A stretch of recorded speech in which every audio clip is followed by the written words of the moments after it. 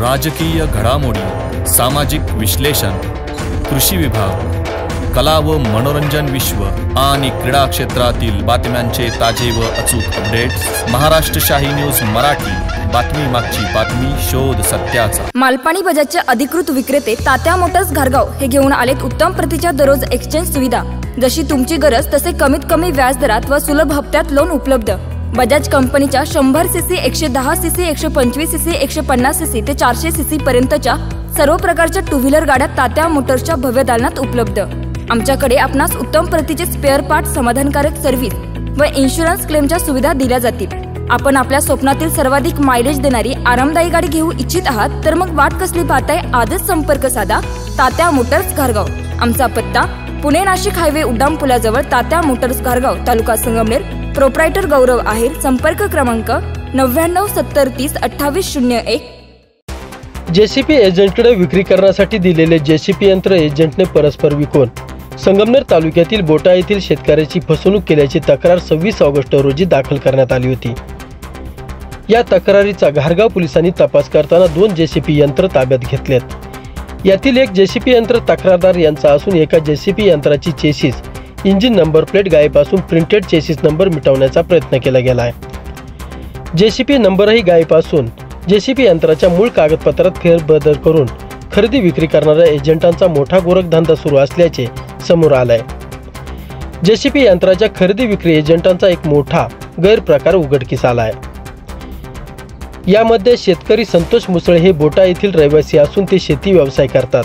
सन 2021 मध्ये त्यांनी श्रीराम पतसंस्था बोटा यांच्याकडून कर्ज काढून MS 17 CM 6341 क्रमांकाचे जेसीपी यंत्र खरेदी केले। या जेसीपी यंत्राने ते बोटा शिवारातील शेतकऱ्यांचे काम करत होते। यंत्राला काम कमी मिळत असल्याने त्यांनी 1.5 वर्षांनी जेसीपी यंत्र विकण्याचे ठरवले। सदर जेसीपी यंत्र खरेदी विक्री करणारे एजंट सुमित आनंदा पिंगळे राहणार बेल्ले, तालुका जुन्नर यास विक्रीसाठी दिले। सदर यंत्र 26,01,000 रुपयांना विक्री करण्याचे ठरले। सदर यंत्रावर श्रीराम पतसंस्था बोटा यांचे 20 लाख रुपये कर्ज पिंगळे यांना वापरण्यासाठी दिले गेले। 5 लाख रुपये पिंगळे यांनी पतसंस्थेत जमा केले। 1 लाख रुपये यंत्राचे कागदपत्र दिल्यानंतर देण्याचे दोघांमध्ये व्यवहार झाला होता। पिंगळे यांनी 70,000 रुपयांचे 3 हप्ते पतसंस्थेत भरले। त्यानंतर पिंगळे यांनी पतसंस्थेचे हप्ते थकवले। पतसंस्थेचे हप्ते थकवल्याने मुसळे यांनी जेसीपी यंत्र परत मागे देण्यासाठी पिंगळे यास सांगितले असता त्याने यंत्राला लावलेले GPS प्रणाली काढून मुसळे यांना न विचारता परस्पर विक्री करून जेसीबी मशीनचा अपहार केल्याचे फिर्यादीत त्यांनी म्हटले आहे। सदर गुन्ह्याचा तपास घारगाव पोलीस करत असताना अधिकची माहिती समोर आली आहे। यात सुमित पिंगळे यांनी गुलाब नबी मोहम्मद शेख राहणार वनकुटे, तालुका पारनेर या सदर मशीन विक्री केले। शेख यांच्याकडे चौकशी केली असता त्याने सांगितले की सदर मशीन बापू बनसी सोनवणे राहणार हिंगणगाव यास विक्री केले।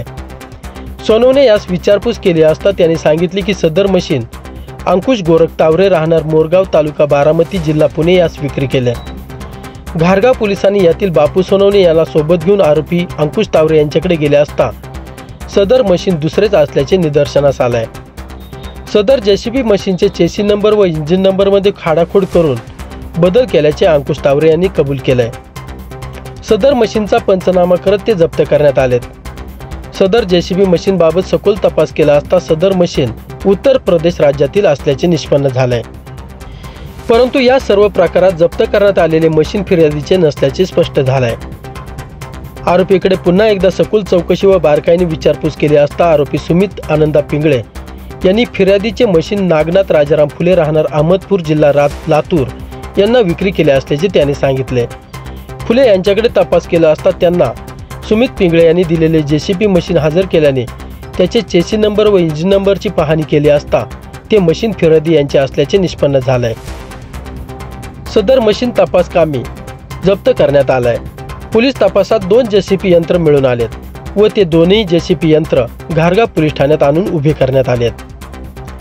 या दरम्यान एका जेसीबी यंत्राचे चेसिस इंजिनची नंबर प्लेट गायब होती।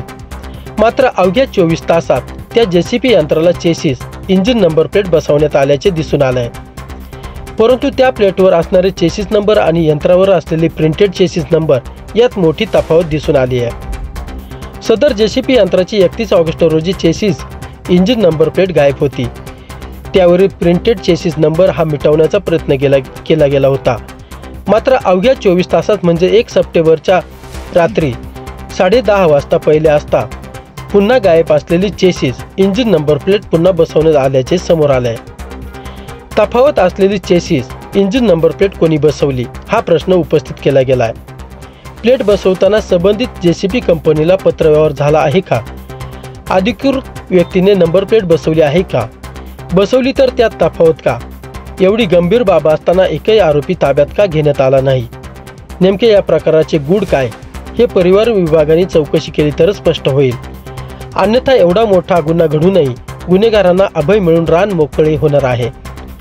पोलिसांनी अशा प्रकारच्या एजंटाकडे असलेल्या सर्व जेसीपी मशीनच्या चौकशा केल्या तर खूप मोठा अपार उघड होईल, अन्यथा असे अनेक गुन्हे घडतच राहतील यात तीळ मात्र शंका उरलेली नाही। मूळ कागदपत्रात फेरबदल करून अशा यंत्रांची विक्री करून मोठा गोरखधंदा सुरू असल्याची चर्चा नागरिकांमध्ये मोठ्या प्रमाणात सुरू आहे।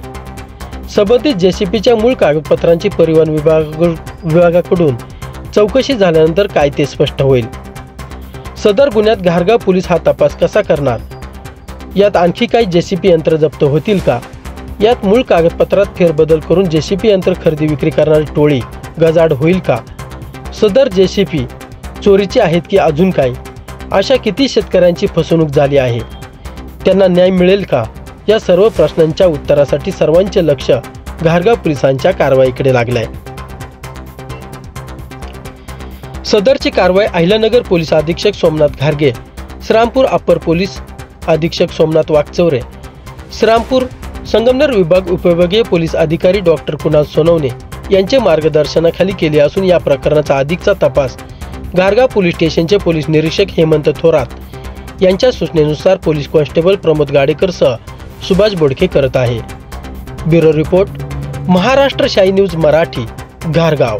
महाराष्ट्र शाही न्यूज मराठी, बातमी मागची बातमी, शोध सत्याचा।